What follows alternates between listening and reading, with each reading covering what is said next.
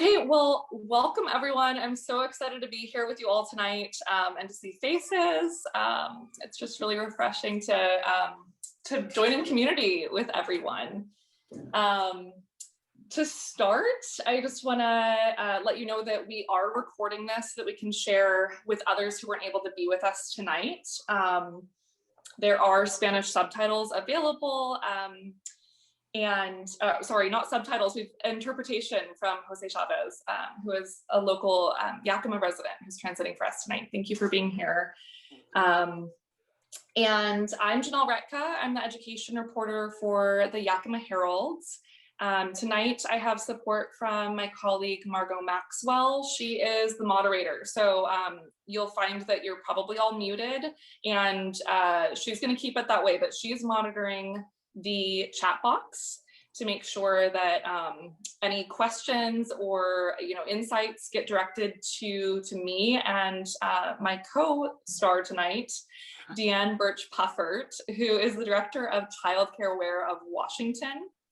And so I want to tell you, we also have her communications manager Marcia Jacobs here behind the scenes with Margot. So before we get into who Deeann and I are and why we're here with you tonight, we're going to go over a few house rules. Feel free to direct message Margot Maxwell, my colleague, if you have any technical issues. She's here for you. And if you have questions or comments, we're going to be solely in the chat box tonight. Don't bother using that QA.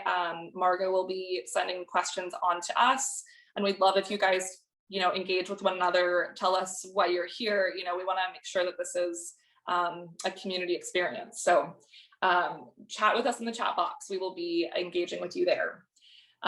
We will be addressing questions during a QA segment towards the end of this, and hopefully some of the conversation between Deeann and I will help answer your questions along the way too. And so yeah, I think those are all the ground rules. We're going to kick off with some introductions. And to start, we would love for you in the audience to, in the chat box, share with us a bit about who all is here with us and why you're here. I see some familiar faces, but I'm sure a lot of you don't know each other. I'm excited to see representatives and senators from all over the state. We've got officials from the Department of Children, Youth, and Family. We have school officials from here in Yakima, some childcare providers like Lorena Miranda. I'm so happy to see your face here. And readers of the Herald and others. I think my dad might be here too. Hi, Dad, if you're here. So we've got a cool group here tonight, and we're just hoping that this will be an opportunity for all of us to learn from each other. Deeann and I are hoping to get some insight from people about,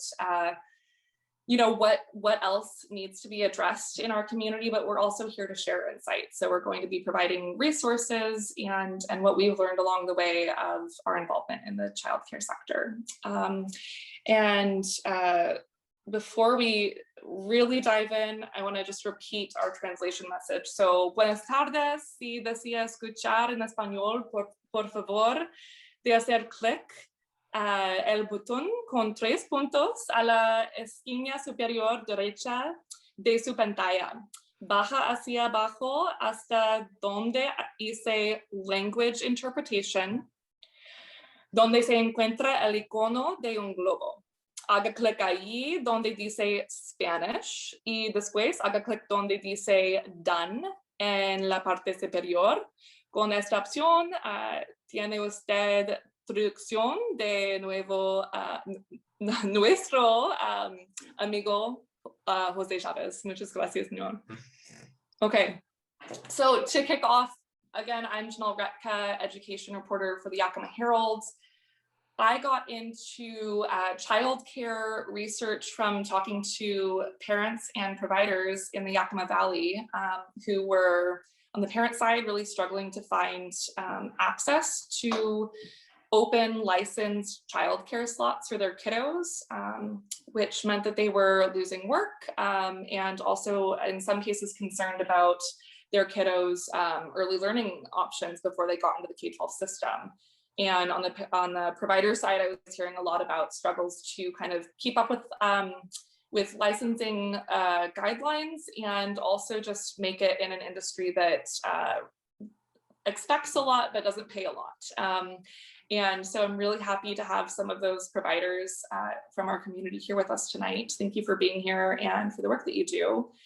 I invited Deeann Burtch Puffert of Childcare Aware of Washington to be here with us tonight because she and her organization have been really wonderful in helping understand the state of the childcare industry in our state. An undersupply of childcare is not unique to Washington, but how we experience that is unique. And so her organization has just some really great insight from on the ground of what this looks like and how it's changed over the years.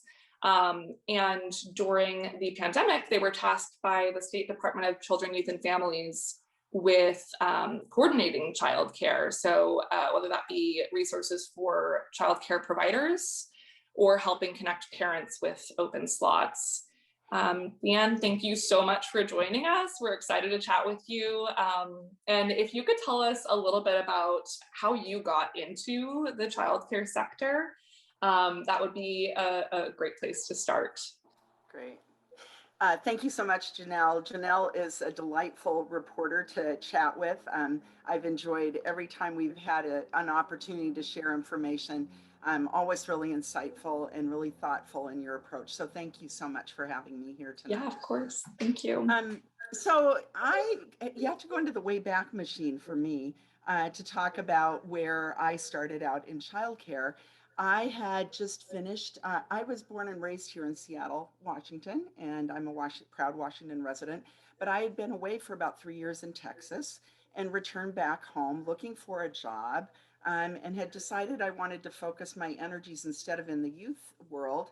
I wanted to work in the earlier world of birth to 5 because I felt like I would do it would be great to be in prevention instead of later in the whole development of children, youth, and families. So I fell into childcare and was hired in 1985 as the assistant director of the UW childcare programs. The guy who hired me said he took a chance on me, and he and I still laugh about that chance that he took all the way back then. I later became the childcare director over 4 childcare centers, 2 of which were the UW. One was Seattle Public Schools' first school-based program, and one was for the City of Seattle employees, serving over 250 children every day. I learned the magic of living out one's professional life in the childcare market. Just loved everything about being a director. It was the hardest job I think I've ever done. I enjoyed supporting children's growth and creating the magic of childhood and making sure that kids had what they needed, coaching staff to learn and grow and develop, and helping parents to live out their lives and parent well and meet them where they were. It was just an amazing job, and I loved every minute of it. I still occasionally will get a card. A few years ago, I received a card from somebody telling me that their son was graduating with his cert. He was from medical school. He's now a surgeon. So it's just really wonderful that connection has been done. I moved on probably 30 years ago, so it's pretty exciting to still get that call.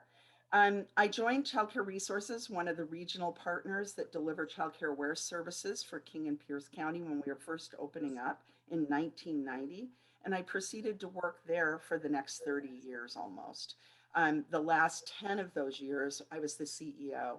And then I was invited to join the Childcare Aware of Washington team as the CEO, and just gladly accepted that opportunity just months before the pandemic kicked off.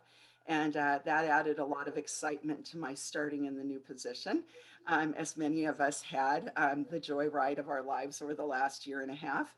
And the other important thing to bring into the room is I also am the proud parent of 2 grown daughters who I used licensed childcare from the time they were 3 months old. So I paid for childcare for many, many years, and I understand what it looks like to find and pay for quality childcare and to live that side of the picture as well. So I've been a provider, I've been a parent, paying parent for care, and I've done a lot of policy work. So that's how I sort of came into the childcare space. Awesome. Thank you for sharing. And we're seeing a lot of really cool responses. We've got people from all over the place, which is really fun.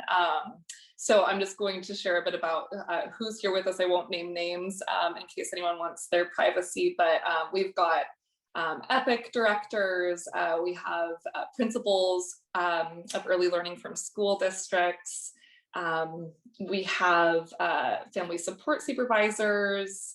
Again, we've got officials from different departments throughout our state. Thank you for making time for this. We've got representatives from Catholic Charities. Just really, we've got people in different counties. It's really neat. And Jen Smith from Seattle Times Education Lab, thanks for being here. Yeah, it's just, again, such a joy to connect and come together over what appears to be a widespread interest on this topic. I want to ask Deeann if you'll just help me paint kind of a backdrop for those who might be less familiar with the childcare scene in Washington State, including the incorporation of early learning into childcare, the changes in seat availability or licensed seats in our state, anything else that you think might be important context for people who maybe are fresh out of the water on this.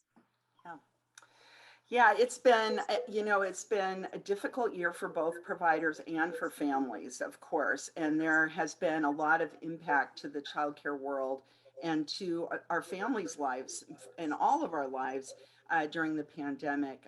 All of us sort of doing the best we can with a lot of challenging situations to focus on. But a couple of things come to mind around painting the picture of what's been going on. Back in March, February, March, parents were starting to go, should I be worried? Should I be pulling my child out of care? What's going to happen? I still need to work and earn a paycheck. And providers were going, should I stay open? Should I stay closed? What are the new rules? All of that sort of converged. And we who work in the support side of the business, we're trying to figure out what the right answers to those questions were. I know at DCYF, there was a lot of figuring out how can we be most supportive while holding on to those values that we think are important. The legislature, I think, was grappling with the challenges and trying to figure out how to be thoughtful. The federal government was thinking, and all of that swirl was going on. And it continues, but it has lessened over time. Leading up to the great news of last week of passage of the Fair Start Act and the president's address just last night. So we've been through a year where it's been a difficult year for providers. They've sustained huge financial losses due to the loss of enrollment as families have kept their children home and the ever-changing guidelines that they were tasked with implementing that lowered the number of kiddos they could serve, therefore lowering their the financial receipts that they could expect to receive. And so there was just a huge amount of how will I keep things alive? Do I lay off staff? How soon will this be over? I remember letting my staff know that we'd be back in the summer, and here we are, and we're still not back, over a year later. And so I think people were trying to figure out what to do, and providers were just tasked with being asked to stay open to serve families who were first responders and all of that. So providers also had significant problems finding needed items like toilet paper, sanitizer, bleach. We all did, didn't we? I remember going into the store and finding that difficult. And they continue to have challenges around affording PPE and cleaning supplies that they need because of the required sanitation requirements. So not only are their financial receipts going down, but their costs are going up. And that is a really tough space within which to make decisions. There's been overall loss of capacity, especially for infant and toddler spots, which has been made even more challenging because families are faced with this difficult decision of, do I place my child back in care? So I think a lot of infant and toddler slots have been let go of because a lot of families are most nervous about putting children birth to 3 back into care, where social distancing is not really possible. You don't really, if you've ever been in a toddler room, it's it's like bumper cars in there. That's just the way it is, and that's the way kids make sense of their world, is being bumper cars with each other. There has also been a lot of dealing with the changing nature of the public school system, and I can't put a large enough spotlight on that challenge. That when schools closed down, first responders were needing to have their school age children suddenly in care all day, every day, whereas before they had been doing just before and after school. And so we were doing a lot of work with providers about, what do I do with a school ager all day long? What happens in the middle of that day? There were broadband issues around kids getting access to online teaching. Providers were trying to do the best they could. Families were trying to do the best they could.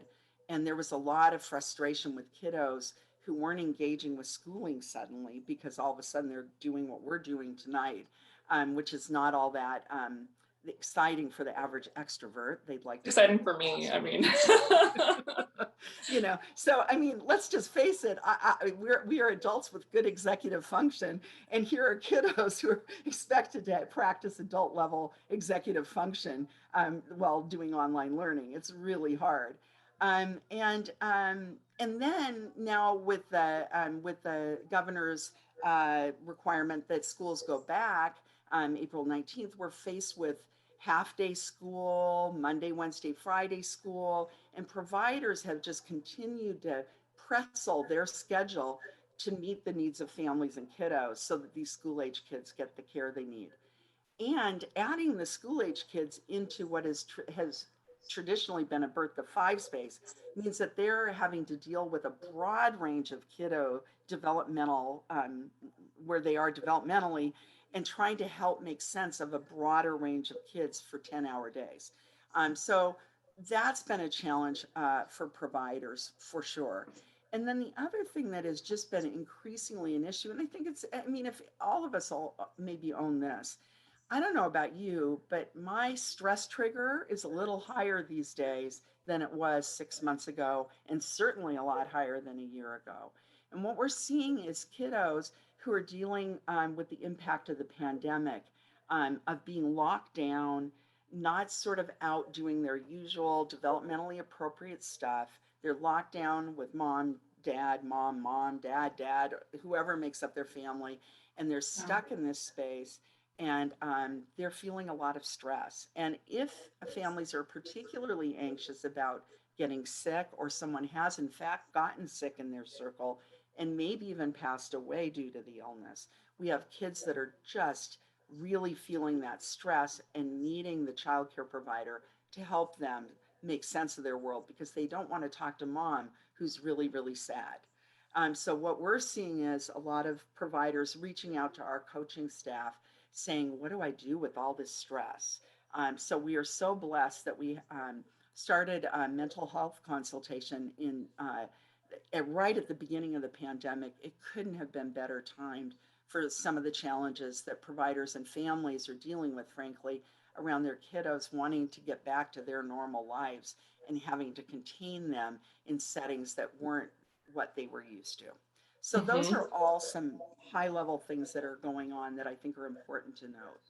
That's super cool. And I think this is a great time to ask Marcia, can you drop the link to those mental health resources into the group chat so that other people can access those if they're interested, or share them with others?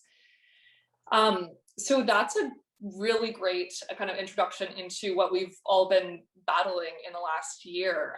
But I think it's a really important, and I can't really be understated, that this was a sector that was already really struggling prior to the pandemic. So I'm just going to provide a little bit of background on that, because maybe people, that are here tonight weren't as in touch with how childcare impacted us until they realized that people can't go to work amid the pandemic, until these places can accept their kiddos back.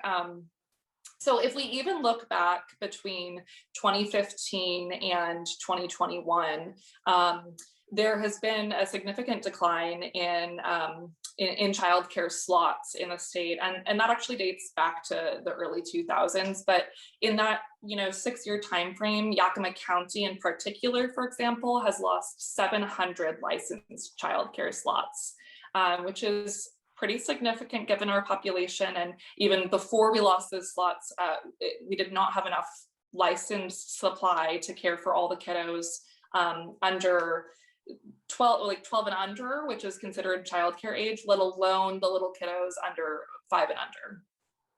And so there's been a lot of research that's been mandated by legislature in the past few years to get a better understanding of what this looks like. And the task force that requested some of this research found that there was only the ability of our childcare sector statewide to provide care for 17% of Washington's kids that are 12 and under. And so while not all parents have both parents working, that indicates that we probably have a lot of kiddos that are not going to licensed care. And part of the reason why this is significant and why childcare in particular, I have found is so important to families and to schools and to the long-term outcomes of little kiddos is because in 2015, some of the representatives and senators that are here with us tonight passed the Early Achievers Act, which kind of aims to standardize early learning in childcare. So that they could move towards having a more balanced start for kids before they even get to the K-12 system. And Deeann, you mentioned in our pre-conversation earlier that 85 to 90%, depending on who you talk to, 85 to 90% of brain development is done by the age of 3. So kids need to be having really nurturing environments, and the foundational skills that they get in those first few years really set them up for what comes after that in terms of learning. This is not to say that if you haven't learned things by 3, they're not going to, but it's just a lot harder, educators find, to catch kids up than to instill these foundational skills. That's motor skills, that's their familiarity with numbers and letters. And so I'd love to talk with you, Deeann, before we dive further into kind of this setting of childcare. Let's talk about what play-based learning is and what high-quality play-based learning or high-quality early learning in these childcare environments look like, especially when we're talking about kiddos who are in childcare from 0 to 5. What would you want to see in a childcare if you'd walk into it? Gosh, that's a fun and big question. When I think about quality childcare, the first thing I notice is when I walk in the door, the sounds are great. The kids are busy. You hear happy sounds. You hear adults and children talking. You hear children talking more than adults. And you see adults that are facilitating learning by listening and being guided by what the children are interested in doing. Really excellent childcare sets a great frame for learning to happen. The environment is well laid out. Kids can move around. They understand how to engage in the classroom in a way that is well thought out, and they know how to do it, and they can self-regulate and do and move accordingly. The other thing I think about a quality setting is the teacher asks great questions to drive deeper learning and and more exploration. So the child might be doing something and the teacher might say, what might happen? What would you think might happen if you change this about what you're building? And let the child take it from there. Another good thing, piece of good quality childcare, I think, is you see all aspects being engaged. So you don't see a total literacy focus. You see literacy, you see science and math, you see, dramatic play, being able to try on roles, all sorts of fun things to do. You also, I think in quality childcare, you also see a consistency around expectation around behavior that is consistently reinforced. And that's not shaming, blaming, or any of that, but rather saying, really using the framework you've set up in thoughtful ways to bring people back, kiddos back in. The other thing that I would just add that's I think is so important is that you see the children's, uh, you know, ethnic and cultural backgrounds and families reflected all over the place. And if in many ways, so that the children can learn from each other, you use the children as content experts around their families. Really important. I think that can't be overstated. And that is brought into the learning space because it allows the child to be an expert always at something. So those are some of the top things that come to my mind. Oh, and also of space for outdoor play as well, where kids can run off that energy that is just part of being a kid, in some fun and thoughtful ways. And it doesn't have to be crazy, but introduce new. You always see the introduction of new elements. To keep it interesting, like you might put water table outside in the hot weather and it doesn't go out, you might use it for snow in the winter, or something like that. So those are some of the things that pop to the top of my mind. There's so many experts on this space. I'm sure others would have a lot of other things to add, but those are the things that pop to mind for me. Definitely. And I'll share more examples at the end if at the end of our QA section we have time, but I'm going to move forward just so that we make sure we have time for QA. But I will say that this is something that I hear a lot from providers and experts and everyone else, is that this early learning that can be experienced in childcare is not to say that this is something that kids can't get at home or in other environments. Parents are the first teachers, and I think that there's kind of a universal respect for parental involvement. One of the really cool things that I see a lot when I'm visiting providers is the relationships that they build with the parents to be teachers alongside the parents. And so that's been really fun to be a witness of. Hi, Lupe, thanks for joining us. But I think the reason why this is important to talk about is because not everyone has the same opportunities to provide those rich early learning environments at home, or maybe has a harder time accessing resources. One person I talked to recently said that while there are free resources at their local elementary schools for parents to access, a lot of parents who have kids under 5 don't yet know how to navigate the school system to find those resources. And so childcare can be one of the environments in which you get these really great foundational skills. It's not the solution for everyone, but it's one of the solutions. And why this is important is because only 51.5% of kindergartners in Washington State are entering kindergarten ready, which is part of what the Early Achievers Act wanted to address by kind of standardizing the early learning environments in childcare. And another thing I'd like to give as a disclaimer is that a lot of these childcare providers were already providing really wonderful early learning. And this is just going to, continue to standardize that so that the kiddos are receiving more similar curriculum and learning expectations. But I just think that this is so neat to hear about what providers have been doing for years, but we really struggle to have sufficient care to meet the needs of kids. And, Secretary Hunter from the Department of Children, Youth, and Families told me that his goal in standardizing the childcare setting is to provide a more equal playing field, which is so fabulous, but it's going to be hard to create an equal playing field if not everyone has access to that childcare. And so, Deeann, that's something that there's been a lot of commotion this year and just in the last few months to try to really transform the childcare setting from the struggles that we've experienced from the pandemic, but even the struggles that providers and parents were up against prior to the pandemic. I would love if you could share with us a little bit about the legislature that you've seen, starting with the state level, and if we have time, we might touch on the national level, that might kind of really change what we're looking at tonight.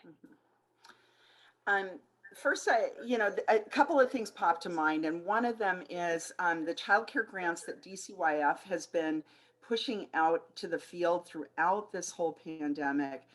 Funds provided by the feds through the CARES Act and delivered by the state have had a huge impact in supporting providers to be able to stay open. And they just opened up a wave just this week and of another round of support for providers. And that has been invaluable, I think, to many providers, making the difference in being able to just sort of stretch a little longer. So I wanted to bring that up. And then the other thing I wanted to bring up is that Working Connections childcare subsidy rules were relaxed during the original portion of the pandemic, helping providers get paid during a time where it was really back and forth. So those things I just want to make sure and acknowledge, because I feel like they were huge for providers during this time leading up till now. And now we have the Fair Start Act, and there's so many people on this call that we have to thank for that. But there's some really exciting things. I haven't felt quite this excited since we got the Race to the Top grant a number of years ago. So yeah, it's and now the work begins. But a few things Pero just to highlight. unas cosas solo para destacar las. Thank you to each of the senators and representatives that are on this call. From the bottom of our hearts, just this focus is just a gift that we just can't believe. Doing a lot of happy dances in our individual homes. But what I would say is there's ECAP expansion slots included in this legislation. Most of those slots will be full day, getting to the point that you were talking about, Janelle, around what families need. And then the other thing that's happening that I think is really exciting is state subsidy. The Working Connections childcare subsidy is going to put a cap on the maximum copay that a family can pay. This is the family full cost of copay. It's going to be capped at $115 a month. We heard stories pre-pandemic of families paying onwards up to $600 and $700 a month. So you can imagine for a low-income family, that is like a huge win to have sometimes up to $500 a month additional money to be able to meet your family needs. And Deeann, I'm just going to interject there. So for those of you who don't know what that is, the Working Connections program provides a sliding rate for parents who are either working or attending school so that their kids can be in childcare when they are working or in school. And so it's based on their income, and the state will pay a portion of their childcare expense, and the family chips in the rest. But it varies based on your family's circumstances. And we have a lot of providers in Yakima and throughout Central Washington who provide for families that are participating in the Working Connections program. Sorry, carry on. I just want to give No, that's really helpful. And what's really exciting about it from a provider point of view, you just reminded me that how great is it to not have to collect $600, but collect $115. So it takes the provider out of that awkward spot too. So there's multiple issues there. The other thing is provider payments will be increased effective July of 2021. And income eligibility for the families who are eligible for the subsidy that Janelle was just describing so well is going to reflect a new level of access for some families. So some families that used to be deemed ineligible will be eligible under the new income eligibility for families for Working Connections childcare. And you mentioned student parents. There is also an expanded definition of who's eligible to receive childcare subsidy while going to school, and that was passed as part of the Fair Start Act. And so we're really excited about that, because a lot of families are going into debt because they have to borrow money to pay for childcare because they're not eligible. And so we're excited about that, gaining some more access for families. But providers will be getting a higher payment families may have, they will have additional access. We still don't know the level that will be, but we're very excited about those opportunities. And then of course the ECAP access will increase. And I think I Awesome. saw Nicole mention that 3,400 providers had applied for the most recent grant out of the state. And that's, we have about 5,300 providers. So most providers were able to get funding through these grants. And that makes all the difference. And there's a current grant open. I'm not sure if that's what Nicole's talking about when she speaks of, yeah, Yes. so the Yes. current grant is open. And I believe that goes through May 20th. Is that right, Nicole? May 20th is the cutoff for that? I think that's right. Sorry, we got this. So just for providers who are out there, there is a new round of grants. If you're unaware, reach out to DCYF. The minimum amount that a provider will get is $6,500. I was told by Nancy Gutierrez, one of their communications directors. And the information I've seen shows that no one will be turned away from that. Is that right, Nicole? No provider who applies for that will be turned away. So if you're a provider in need of resources, you've got 21 or so days to apply for that resource. I will point out that on our call, we have Senator Wilson and Representative Sen, who were the people who proposed the Fair Start for Kids Act in their respective chambers. But we also have local representatives, Representative Defoe and Representative Dent.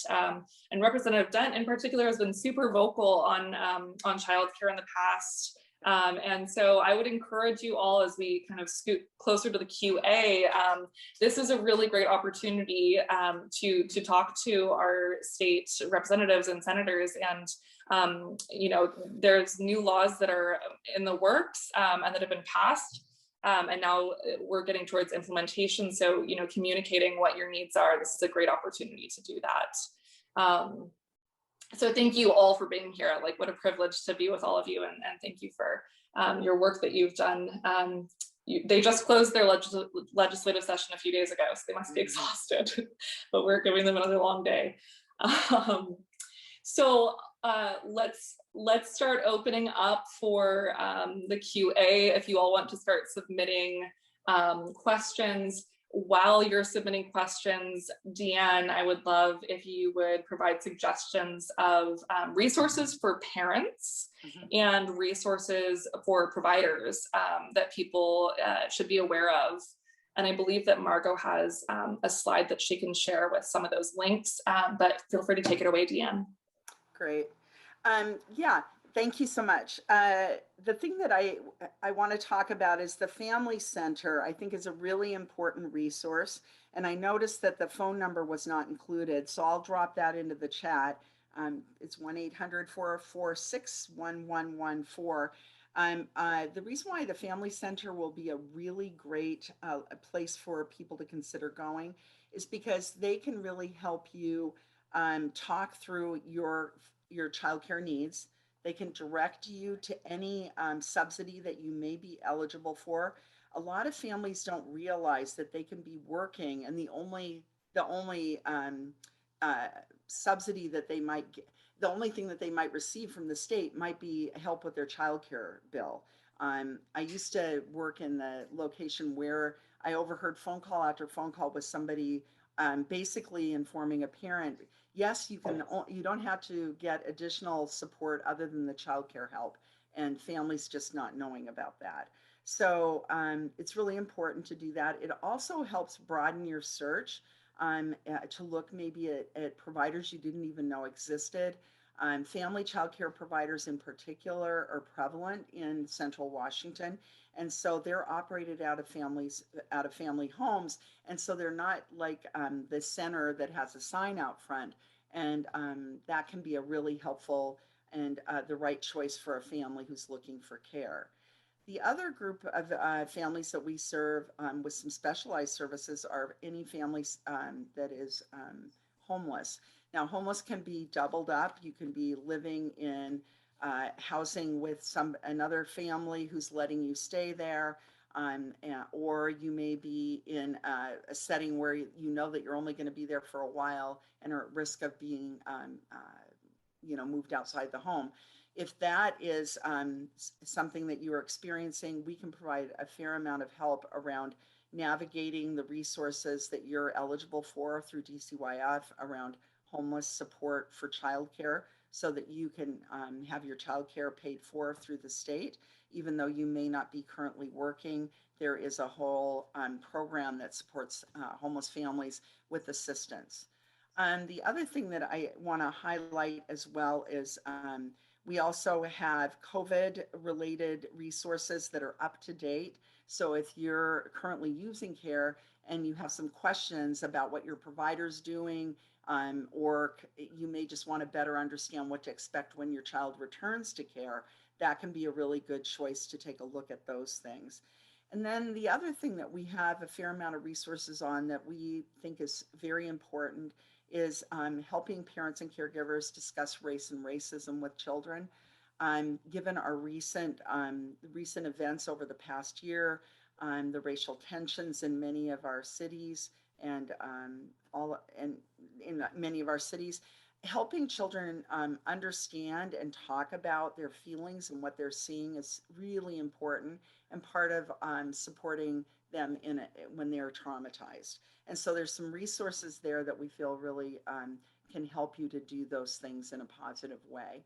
And we're always here to ask questions. The call center is a great place to start. They can always refer you to wherever it might be most helpful for you. And again, I just can't say enough about, we're here to help families get to where they need to go. So if they start with us, we may end up dealing with childcare, but we may push them out to other services that are in their community, because we're really deeply embedded in community. Awesome, great. Wonderful. Well, thank you. Senator Claire Wilson just added that the definition of homelessness now fits with the McKinney-Vento K-12 definition, so it broadens it. And Martha Rice, who's a school board member from Yakima School District, offered some appreciation for the additional ECAP slots that were added during legislature. She said those learning opportunities help prepare little ones for kindergarten.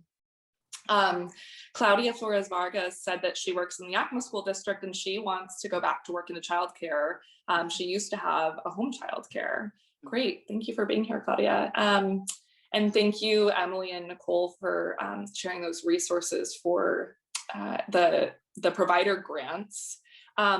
Does anybody have any questions that we can answer? Otherwise, I might probe the audience a little bit with a few of mine, but feel free to jump into the chat, or we do, it looks like, have the raise hand option.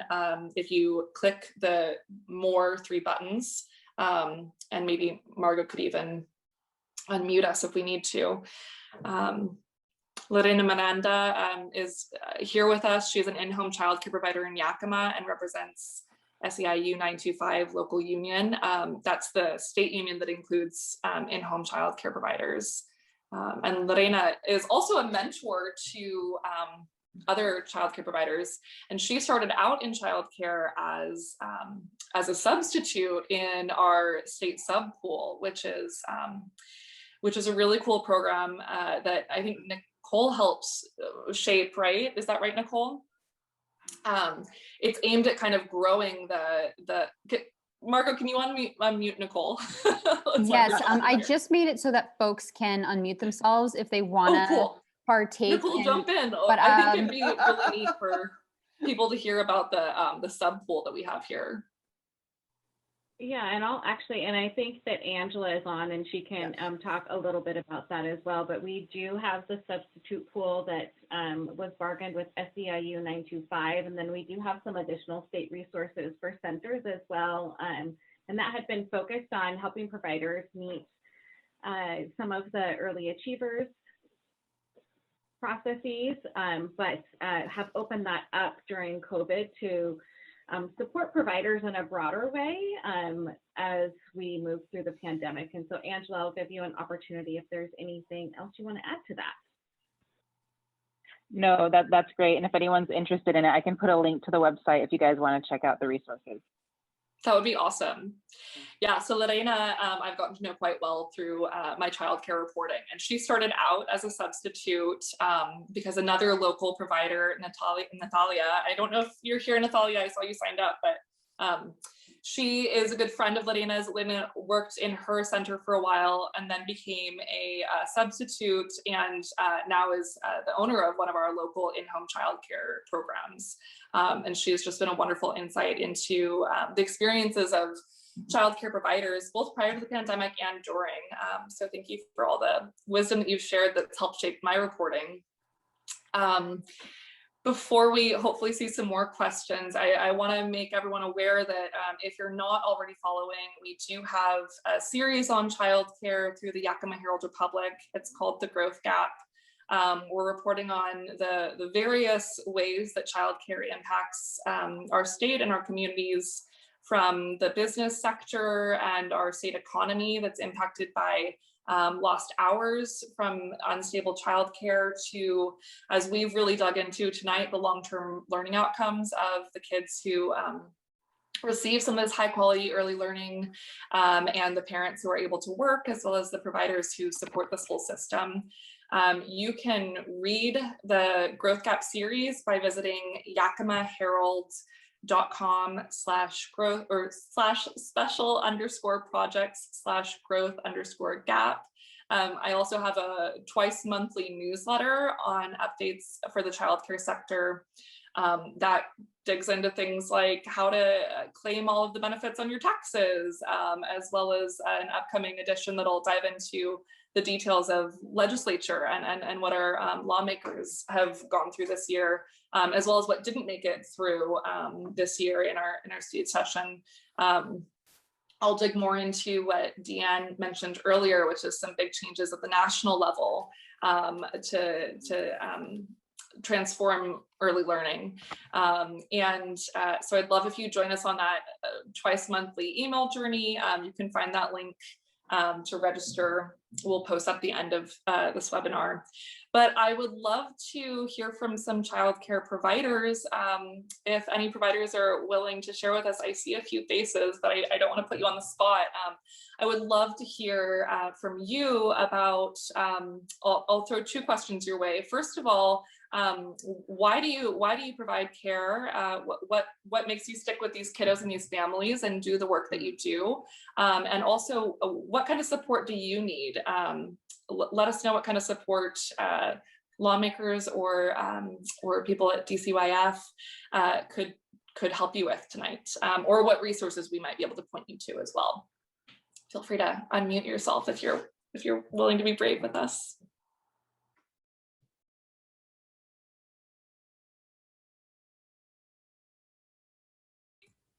Hi, I will speak. Thank you, Lupe. Good to see you. Good to see you. So my name is Lupe Mendoza, and I am an FFN provider. That is actually my part-time job, or kind of full-time. My full-time. For those who don't know, that's friends, family, and neighbors. Yes. So my full-time job, actually, I work with the ESD 123 and an ECAP preschool program as a family support specialist. So I support a caseload of 40 families. As you guys all know what ECAP is, I work with a fairly, the families I work with are very low income. I unfortunately this year, actually last year, I was on what you call the cliff effect, where I no longer qualified for any resource, any food stamps, any programs, which is extremely nice to finally get out of there. However, I due to my child support, that is what put me over, which, to be honest, I was feeling tighter, and that is why I continued on doing the childcare for my friends and family and my neighbors, because I do need to supplement that income elsewhere. So childcare being extremely expensive, I myself was faced pre-pandemic for my youngest, who today is actually his birthday, and we're celebrating, and they're waiting for me to be done so we can have cake and Happy ice cream. birthday to him.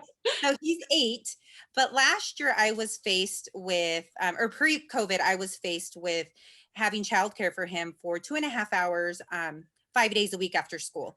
He did not qualify for the after school programs, and my 2 younger kiddos did, my 5th and 3rd grader at that time. So I was extremely juggling, trying to find childcare for him. I mean, some days I absolutely adore my job where I was able to pick him up early and keep him in the office with me for 2 hours if I was not doing home visits, and if my schedule allowed for it. I did thankfully have some friends that stepped in and helped on those days that I didn't know what to do, but my co-payment at that time for just him was $150 for the childcare subsidy. I could not afford that. That was taking money out of, that was either me being, I was not going to pay my electric bill. That was me deciding, okay, do I cut cable? Do I cut internet? What costs do I cut in order to be able to qualify him? I live in a childcare desert rural area. So the wait lists are extremely long, and there was nothing available for my child at that time. Many of those centers closed before the pandemic. Many centers closed due to the pandemic. And now we are faced with that. I was faced with that.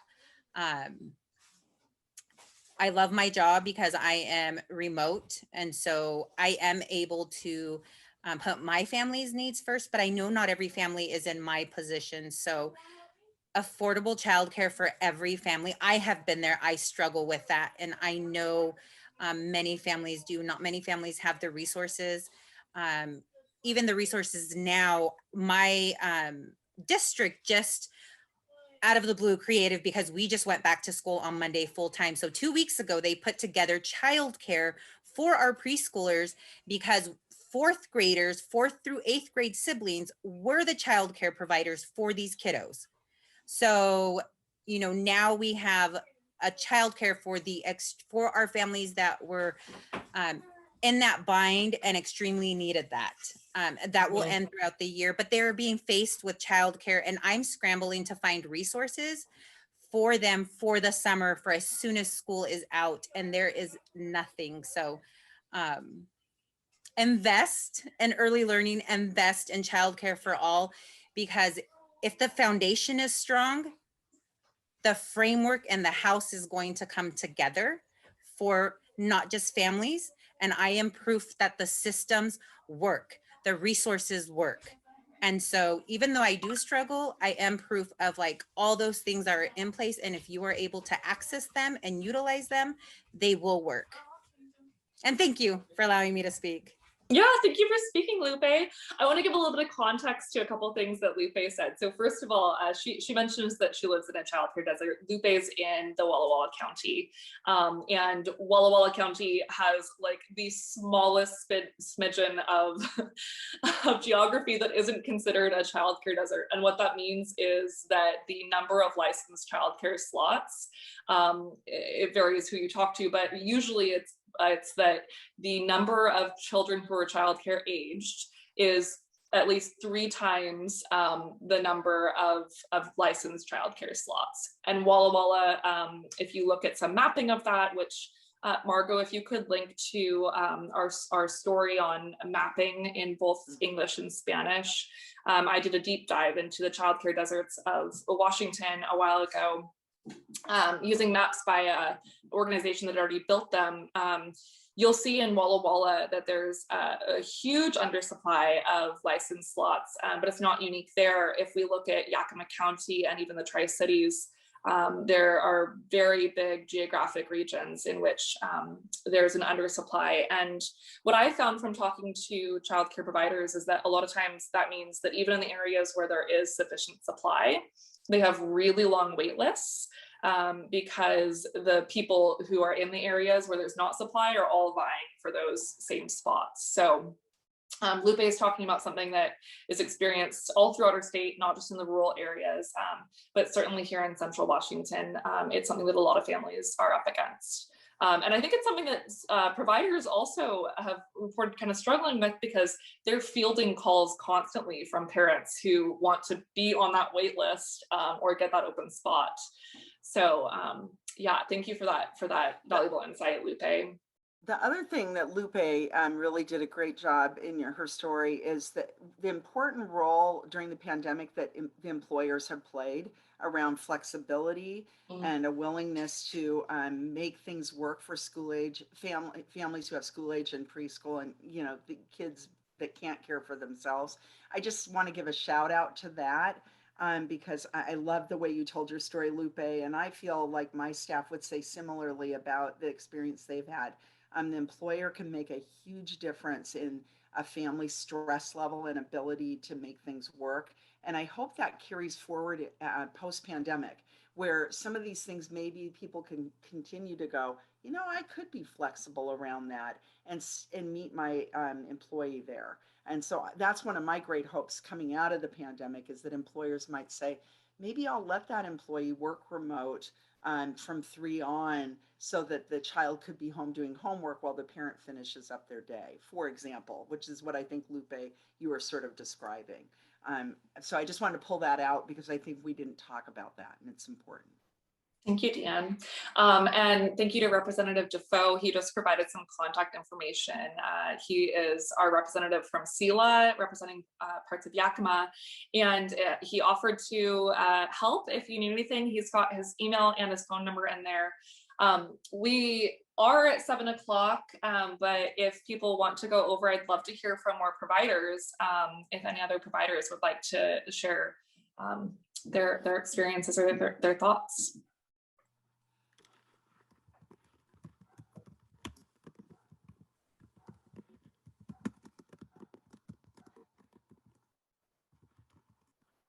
Okay, if we don't have anyone else who's raising their hand, is Mamie still on here? Hi, yes, I'm here, Janelle. Hi, can I put you on the spot, Mamie? Is that okay? Oh, when we talked, I just was so fascinated by when you mentioned that it's becoming harder and harder to find families that qualify for your services, even though there are so many families in our area in need. Can you tell everyone a little bit about what the services that you provide are, and explain that situation that you shared with me? Sure. So EPIC has been providing early learning services in Yakima and across Central Washington and North Central Washington for over 40 years now. We have ECAP slots, and we're subcontracted with ESD 105 to provide Head Start, Early Head Start, Migrant Seasonal Head Start services. And in order to qualify for any of these programs, a family has to be at or below 130% of the federal poverty level. So that, as minimum wage has continued to rise in our state, it is harder and harder to find families that qualify at that level, which is a good thing for families, but it just shows that improvements need to be made in our system, because there's a larger and larger gap that's developing of families who are in need of services and families that now no longer qualify for services. It also puts families in a difficult situation where they have to make choices about accepting a job, taking a promotion, when they could in turn lose very important benefits that they need to survive. Thank you so much. I really appreciate you sharing. And we are just going to call it a night. Our friend who's interpreting for us, thank you so much, Jose. He's exhausted. We've been talking his ears off. So thank you all so much for joining us tonight. It's just been a pleasure sharing this space with you. My contact information is being shared. Please reach out if you have any follow-up questions. I am going to continue reporting on this issue. Childcare Aware also has their contact information on the screen, as well as in the chat box. And thank you all for making time for this. We really appreciate it. Please stay in touch. I think that's it. Muchas gracias a todo.